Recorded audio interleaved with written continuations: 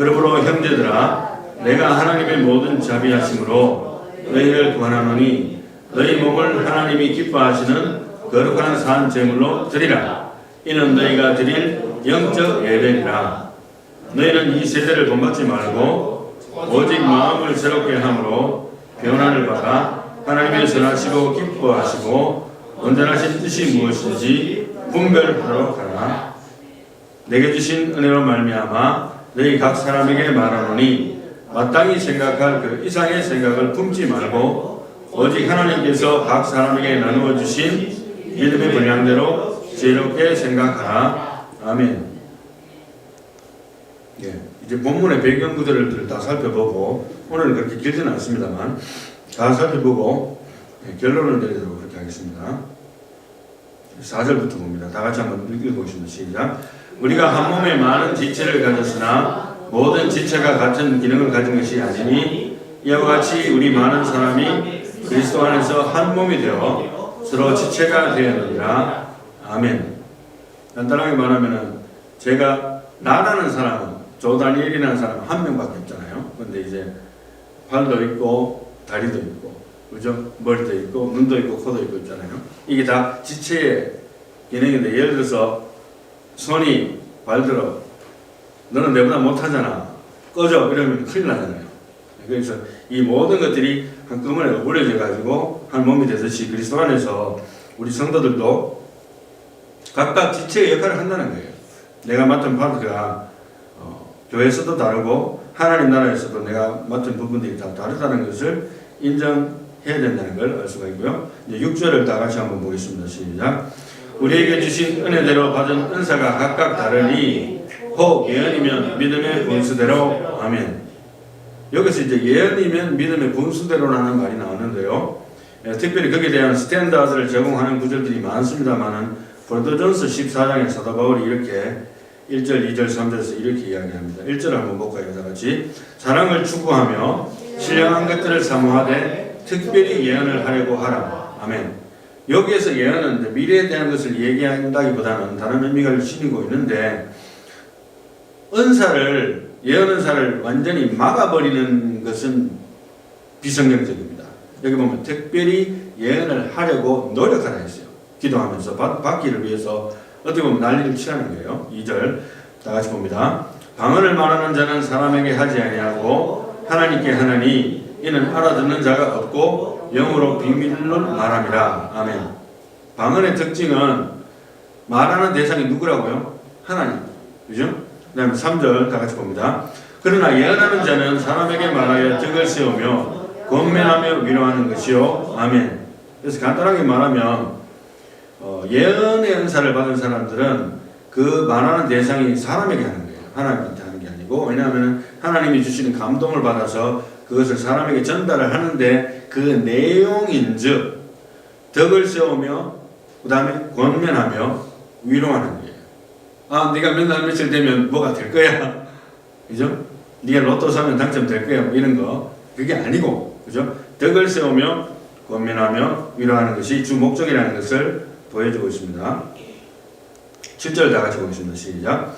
혹 섬기는 일이면 섬기는 일로, 혹 가르치는 자면 가르치는 일로. 이제 지체가 교회라든가 아니면 하나님 나라가 있으면 그 각자의 일이 다르잖아요. 섬기는 사람이 따로 있고 또 가르치는 자는 가르치는 것도 하고 또 뭐 두 가지 다 할 수도 있고, 그죠?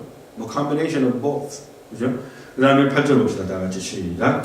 혹 위로하는 자면 위로하는 일로, 구제하는 자는 성실함으로, 다스리는 자는 부지런함으로, 긍휼을 베푸는 자는 즐거움으로 할 것이니라. 아멘. 그래서 위로하는 것도 은사래요. 은사. 교회에서 아무나 위로할 수 있는 게 아니에요. 어떤 사람 말만 했다 하면 다른 사람 기분 나쁘게 하는 사람이 있어요. 그런 사람도 위로하면 거기에 먼 은사를 가지고 있습니다. 그 다음에 이제 구제하는 자는 성실함으로.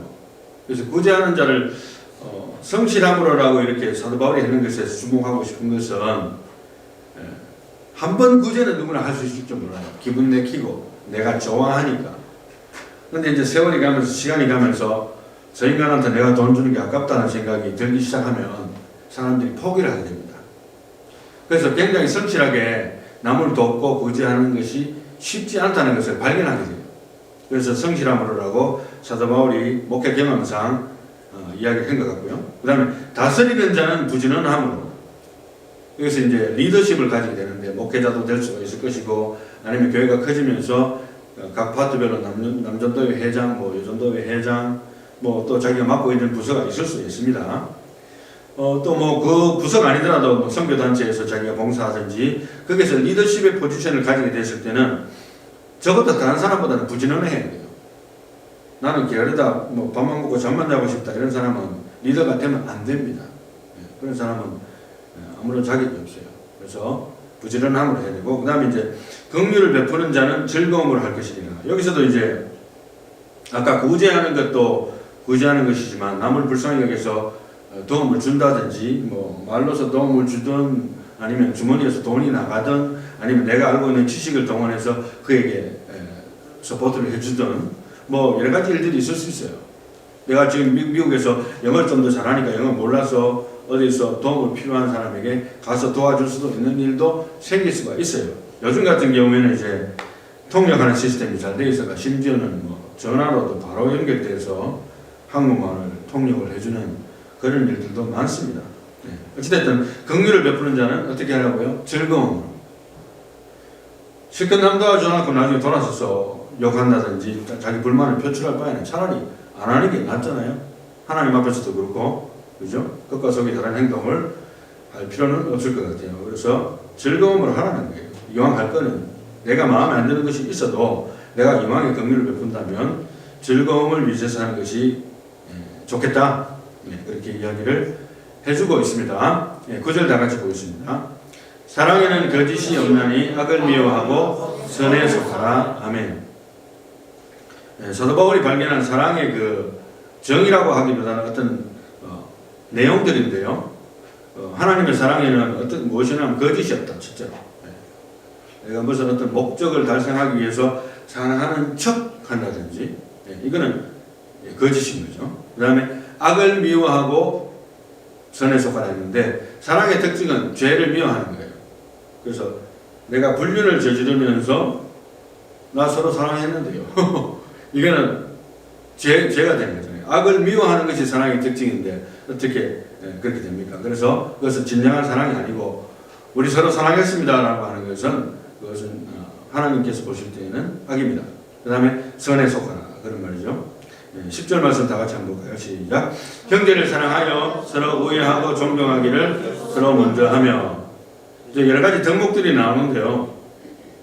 여기서 우리 그리스도 안에서 형제라는 것은 예수 믿는 사람들끼리 기본적입니다. 물론 이제 안 믿는 사람에게도 물론 우리가 그렇게 하면 좋겠지만 기본적으로 적어도 교회 안에서 우리 예수 믿는 사람들끼리 안에서라도 사랑을 해야 돼요. 그런데 서로 우애하고 그다음에 존경하기를 서로 먼저 해야 된다. 제가 6개월 전인가 어떤 분하고 이야기를 한 적이 있는데 여자분하고 제 와이프하고 같이 만나서 사적인 이야기를 하다가 리스펙트 그러니까 서로를 존중해야 된다는 말을 이렇게 하니까 그분이 이렇게 하시는 말씀이 목사님 서로 존중하는 것도 중요하지만 그 사람이 올바른 길을 갈 수 있도록 딱 부러지게 해줘야 된다고 그렇게 이야기해요. 물론 맞는 말입니다. 그래도 이제 누가 이제 목회자든가 이런 분들에게는 누가 이제 이 사람이 어떤 죄를 짓고 있다든지 잘못하고 있다는 정보를 주지만 이렇게 증거가 없는 경우가 있어요. 증거가 없는 경우에는 저는 일단은 기각을 합니다. 왜냐하면 증거 없이 사람을 의심해서 나도 같은 편이 되어서 그 사람을 채찍질 한다면 너무 판단이 빠른 거잖아요. 그래서 일단은 보류를 하고 하니까 화를 내더라고. 저한테 화를 내길래. 그래서 결국엔 나도 대화가 안 돼서 I'm done with it. I'm done talking with it. 그래서 식사비 내가지고 나와버렸는데 어찌됐든 저도 좀 성질이 좀 있긴 합니다만 이런 존경이라든가 하는 거하고 사람을 커렉션 한다는 분들은 그렇게 간단한 게 아니에요. 예를 들어 눈에 드러나서 확실하게 된다면 그게 할 수 있겠죠. 서로 우애하고 존경하기를 서로 먼저 하는 것이 중요합니다. 11절 말씀 다 같이 한번 보겠습니다. 시작. 부지런하여 게으르지 말고 열심을 품고 주를 섬기라. 아멘. 여기에 대해서 이제 제가 언젠가 몇 번 강조를 했습니다만 미국 부대에서 제가 군정으로 일하면서 제일 많이 배운 것은 intentional ministry라는 말이었어요. 사실은 물론 이제 이해가 되는 말입니다만 어떤 미니스트리를 계획할 때 목회 계획이라든가 아니면은 군대 내에서든지 아니든지 간에 그 목회 계획 같은 거 있잖아요. 이런 거 할 때에 무계획으로 무조건 불도자처럼 물고 나가는 거 하지 말라는 거예요. 하지 말고 우리가 물론 하나님의 인도하심을 알지만 우리가 할 바대로 또 플랜도 짜고 예산도 세우고 그죠? 또 행사 계획도 세우고 그렇게 해서 intentional ministry 뭔가 의도를 가지고 있고 플랜을 짜서 하나님의 인도를 구하면서 나가야 되지 않겠는가 그런 생각을 많이 했어요. 그래서 부지런하여 게으르지 말고 능동적이잖아요. 하나님 나 가만히 입 벌리고 앉아있을 테니까 가뭄씨가 위에서 떨어지게 해 주시옵소서. 이런 기도는 이제는 좀 굉장히 삼가를 해야 됩니다. 그리고 열심을 품고 주를 섬기라 했는데 intentional ministry를 다른 말로 한다면 저는 proactive life ministry가 아닌가. 그러니까 우리 신앙생활 할 때 reactive한 삶을 살 수도 있지만 좀 proactive한 삶을 살 필요가 있다. 그래서 어떤 사건이 터진 거예요. 내 목숨이 달아날 만큼 큰 사건이 터지니까 아이고 주님 기도하는 겁니다. 뭐 물론 그것도 뭐 괜찮아요. 예, 하지 말라는 건 아닙니다. 그렇지만 우리가 평상시에 하나님 앞에 열심히 말씀을 묵상하는 가운데 또 적극적으로 기도하는 그런 것이 있어야 되겠다. 이런 것이 바로 proactive, 그러니까 intentional ministry, 열심을 품고 주를 섬기라는 말씀에 포함되는 것이 아닌가 생각을 합니다. 이제 넘어가서 12절 다 같이 한번 보도록 하겠습니다. 시작. 소망 중에 즐거워하며 환난 중에 참으며 기도에 항상 힘쓰며 아멘. 여기까지. 그때 당시로는 왜냐하면 환난과 핍박이 심하던 시기여서 성도들에게 핍박이 한번 오고 잘못 걸리면 죽습니다. 지금처럼 그런 건 아니고 지금 우리가 교회 나온다고 해서 페더럴에 걸려서 와가지고 잡아가고 그런 거 없잖아요. 그렇지만 그때 당시로는 예수 믿는다고 잡아가기도 하고 죽이기도 하고 고문을 하기도 하던 그 세대였기 때문에 이런 말씀이 그냥 자연스럽게 사도 바울에게서 나올 수밖에 없었고 오늘날도 아마 우리가 예수 믿기 때문에 어떤 어려움을 겪는다면 이런 말씀들을 생각을 해봐야 됩니다. 즐거워하며 또 참으며 기도에 항상 힘쓰며 13절 다 같이 봅니다. 성도들의 쓸 것을 공급하며 성대접하기를 힘쓰라. 아멘. 성도들의 쓸 것을 공급하는 것이 내가 무슨 상관인가. 나도 지금 내 먹고 살기 바쁜데 물론 이렇게 항상 생각을 할 수 있습니다만 그리고 성대접하기를 힘쓰라는 것은 우리가 알지 못하는 상황까지 생각해서 우리가 베풀기를 힘쓸 때에 하나님의 말씀이 전달되어지고 또 하나님의 축복이 와요. 내 것만 가지기 위해서 열심히 사는 사람들은 물론 먹고 살긴 하겠죠. 누구나 다 먹고 삽니다. 이래 굴러든 저래 굴러든 먹고 살지만 큰 축복, 하나님으로부터 오는 순수한 큰 축복을 기대하기는 힘들다는 것을 말씀을 할 수 있겠습니다. 14절 다 같이 봅니다. 너희를 박해하는 자를 축복하라. 축복하고 저주하지 말라. 아멘. 여기서 제가 교회를 떠나는 성도들에 대한 목회자와 성도들의 바람직한 태도가 무엇인가. 제가 언젠가 몇 번 그런 이야기를 했습니다만 이제 우리 교회에서 왔다가 또 가시는 분들도 있고 다른 교회도 마찬가지예요. 이제 교회를 떠나는 이유가 좋은 이유든 안 좋은 이유든 우리의 바람직한 태도는 목회자든 성도들이든 그분이 치리를 받아서 나가지 않은 이상, 그죠? 치리를 받아서 나가지 않은 이상 그분에 대해서 좋게 이야기하고 축복해 줘야 됩니다. 그게 기본적인 논리예요. 왜 교회 나간다고 저주까지 합니까? 예? 하나님의 백성인데 이 세계로 교회, 선교교회 아니면 뭐 교회가 없습니까? 솔직히 그렇잖아요. 예? 그런 마음을 가지는 것은 하나님 나라의 백성으로서 바람직한 태도가 아니고 너희를 심지어 박해하는 자를 축복하고 저주하지 말라는 것이 기본적인 원칙이에요. 이게 힘들긴 힘들겠지만 이렇게 해야 되는 이유를 제가 말씀드리겠습니다. 그거는 뭐냐면은 단도직입적으로 말하면 내가 복을 받기 위해서 내가 상대방을 축복하는 거예요. 내가 똑같은 인간 되면 하나님께서 축복할 건덕지가 뭐 있습니까? 그래 너 같이 욕하고 싸우네 뭐. 그냥 지켜보고 하나님께서 그냥 축복 더 주려 하다가 스탑해버리죠. 물론 천국 가는 축복은 우리가 예수 믿음을 받는다 하더라도 이 땅에 사는 동안의 축복은 하나님이 굉장히 제한을 많이 하십니다. 그래서 우리가 똑바로 살아야 될 이유가 바로 또 거기에도 있습니다. 15절 다 같이 즐거워하는 자들과 함께 즐거워하고 우는 자들과 함께 울라. 이게 이제 위로의 은사가 있는 분들인데 남들이 즐거워하는데 다른 사람이 교인인데 좋은 차를 샀어요. 내가 사는 것처럼 기뻐하면 얼마나 좋겠어요. 안 즐거운 거예요, 내 마음이. 또 말도 안 좋게 해. 그죠? 또 우는 사람이 있는데 슬픈가 보다. 그죠? 그렇게 생각하고 내하고는 아무 상관은 없는 일이야. 이렇게 생각하는 것은 패밀리로서 교회가 세워지는데 자기가 잘못된 길을 걷고 있다는 것을 보여주고 있는 것이죠. 자, 이제 16절입니다. 다 같이 시작. 서로 마음을 같이 하며 높은 데 마음을 두지 말고 도리어 낮은 데 처하며 스스로 지혜 있는 채 하지 말라. 오늘 많은 말 나옵니다. 내가 자신한테도 많이 찔리지만 특별히 이제 우리가 결혼을 하면 부부가 있잖아요. 물론 교회 안에서도 마찬가지지만 부부인데 한 사람은 이걸 기도하고 있고 똑같은 문제를 놓고 한 사람은 반대로 기도하는 거예요. 부부가 하나님이 어디에 장단을 맞춰야 돼요? 알아서 하시겠지만 물론. 그래서 될 수 있으면 마음을 같이 해서 의논하고 기도하는 가운데 기도 제목을 합치고 기도하는 것이 좋습니다. 높은 데 마음을 두지 말고 도리어 낮은 데 처하며 스스로 지혜 있는 채 하지 말라. 내가 모든 것을 아는 것처럼 생각하는 것야말로 잘못된 것도 없습니다. 17절 다 같이 아무에게도 악으로 갚지 말고 모든 사람 앞에서 선한 일을 도모하라. 굉장히 힘든 이야기인데 18절도 같이 봅니다. 할 수 있거든 너희로서는 모든 사람과 더불어 화목하라. 아멘. 사도 바울도 알았어요. 뭘 아는가 하면 이게 불가능하다는 걸 알기 때문에 18절에 할 수 있거든. If it is possible. 그죠?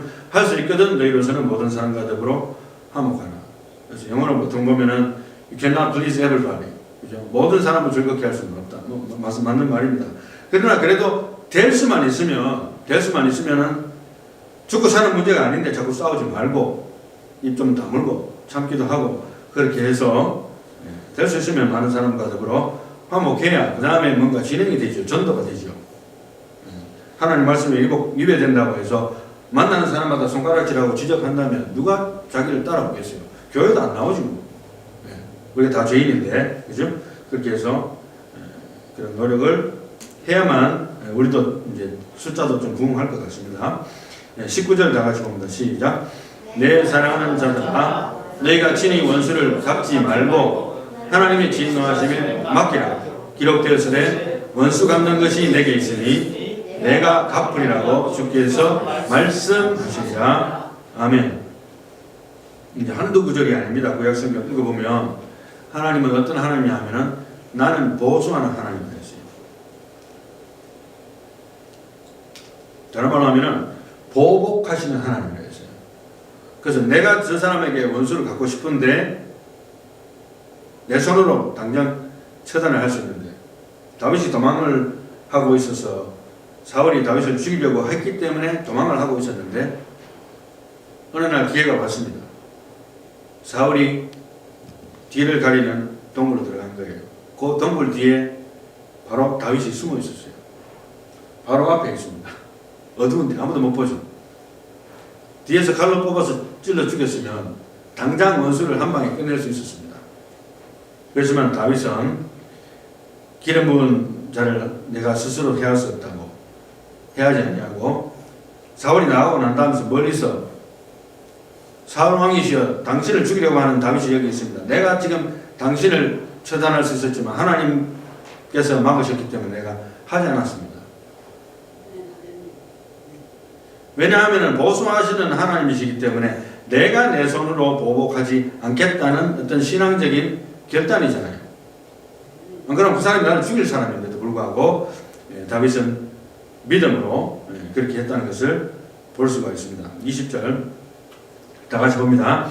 내 원수가 줄이거든 먹이고 목마르거든 마시게 하라. 그리하므로 내가 숯불을 그 머리에 쌓아놓으리라. 아멘.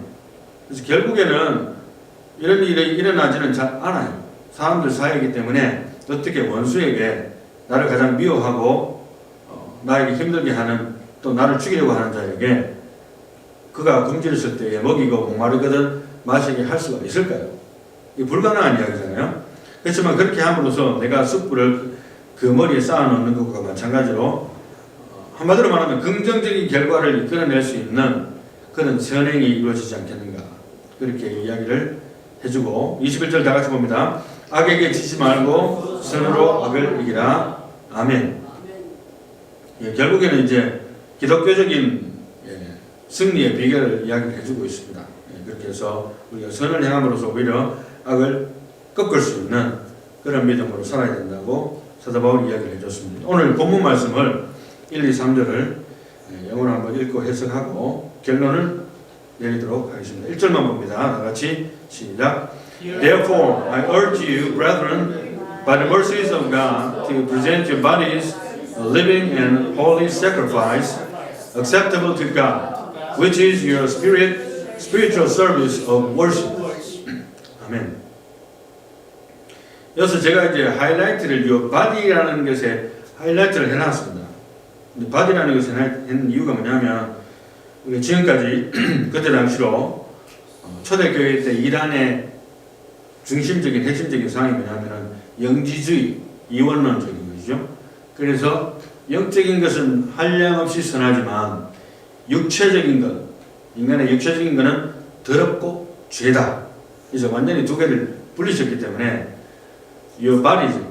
육체를 하나님 앞에 바친다는 의미 자체가 영지주의자들에게는 아무런 어필도 되지 않고 죄악이 될 수도 있어요. 아무런 소용없는, 그죠?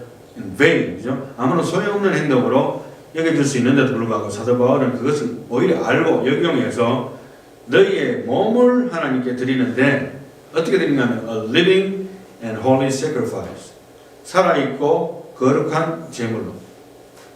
여러분 우리가 뭐 몸뚱아리 하나 드린다고 해서 뭐 하나님 앞에 크게 보탬이 되겠습니까? 사실은, 그죠? 하나님이 우리를 다 창조하셨고 그럼에도 불구하고 우리의 몸을 드린다는 것은 우리의 전 인격을 드린다는 의미로 받아들여집니다. 그래서 살아있고 holy, 여기는 holy라는 말을 붙였는데요.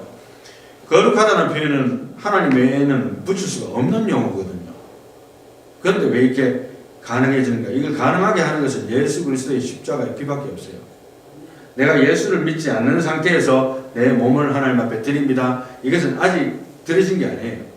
예수를 믿음으로 내가 십자가에 예수님과 함께 못 박히는 영적인 체험을 하는 가운데, 그런 가운데 내 몸이 드려질 때에 그것이 living and holy sacrifice가 되는 거예요. 제물이 되는 겁니다. 제물.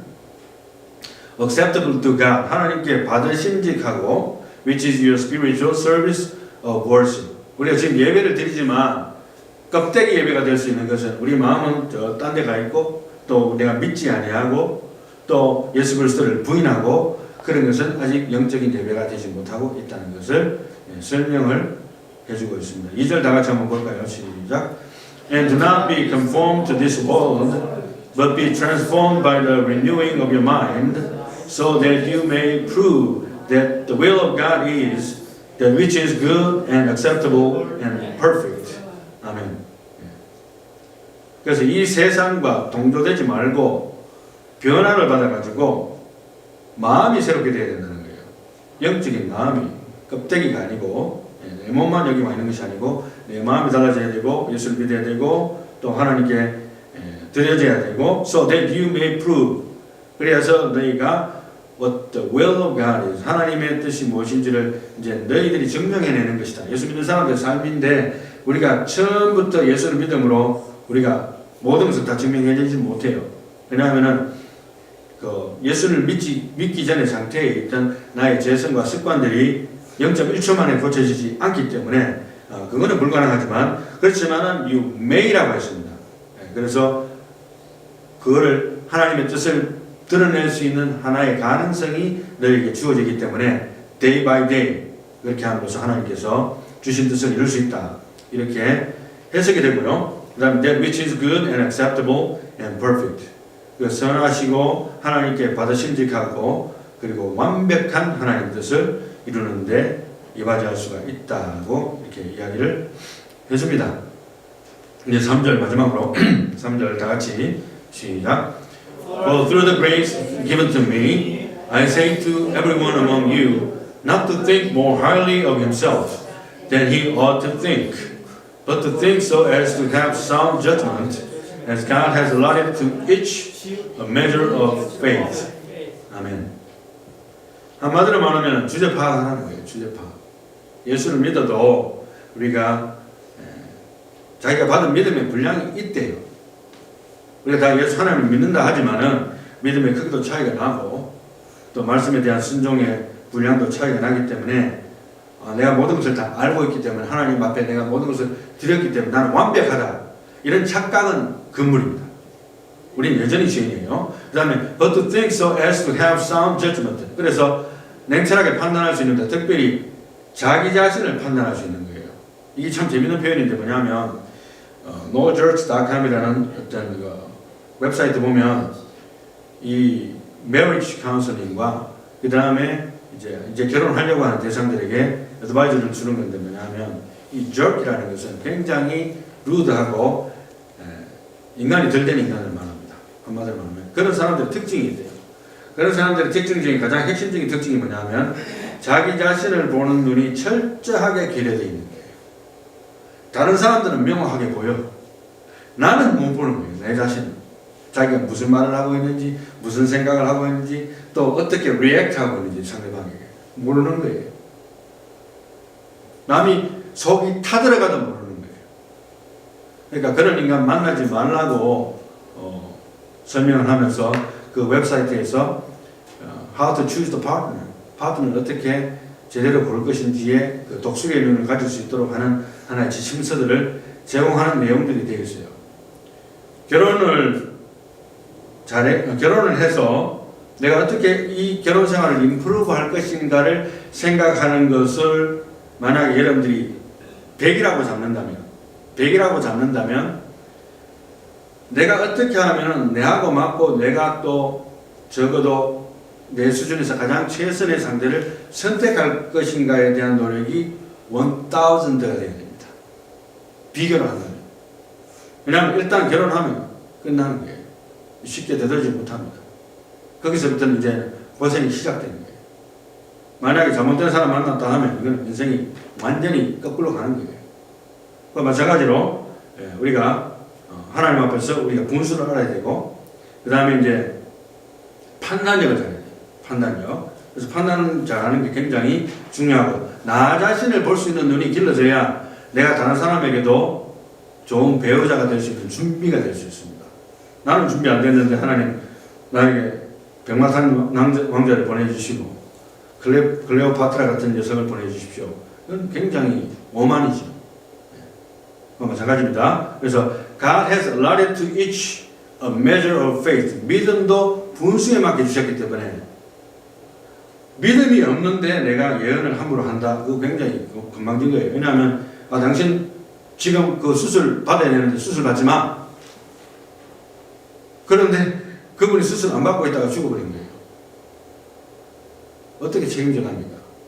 그런 예언을 함부로 하는 것이 아니라는 거예요. 그래서 자기 믿음의 분수도 없고 그 다음에 자기가 그렇게 엘리야처럼 그렇게 기도하지 않고 또 지금까지 프로븐 트랙 레코드가 없는데 엘리야처럼 행세한다든지 예수 점쟁이 노릇을 한다든지 하는 것은 굉장히 바람직하지를 않습니다. 이제 결론을 드리겠습니다. 오늘의 결론은 이렇게 되겠습니다. 성령 충만과 진정한 부흥의 결과는 뭐냐 하면은 내가 거룩한 산재물이 된다는 거예요. 그리고 보통 우리가 부흥에 대해서 성령의 바람이라는 찬양도 불렀고 여러 가지 우리 오늘 찬양도 많이 했습니다만 그리고 원래 여러분들 주보도 보시면 아시겠지만 그죠? 부흥을 갈망하라 했잖아요.